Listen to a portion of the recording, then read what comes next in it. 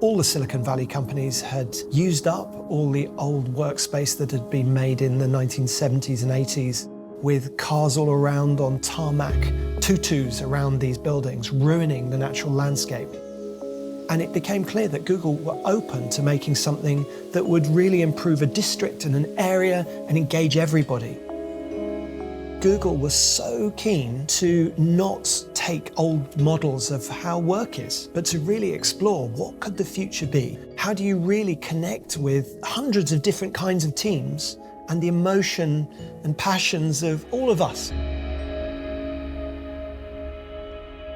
The distinctive thing about the Bayview project is the way that we've made, in some senses, very simple buildings. We've made large, semi-rigid tents, but instead of using canvas or thin metal, we've made the skin like a skin of a dragon or a fish scales. Each one of those scales generates electricity. These roofs capture rainwater, and we store them in rainwater harvesting ponds, which can then be reused within the building. We've put hundreds of new trees, thousands of new plants, and we're using the earth below us to cool and reduce the energy use within the whole building massively. So the sun, the rain, and the earth, all of those things in a kind of harmony.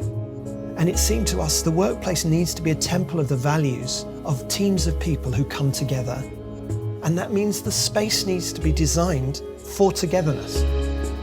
And that's why we've ended up with a building with courtyards, with a town-like atmosphere at the lower level, and at the higher level you've got calm and different teams in different points able to feel each other's presence.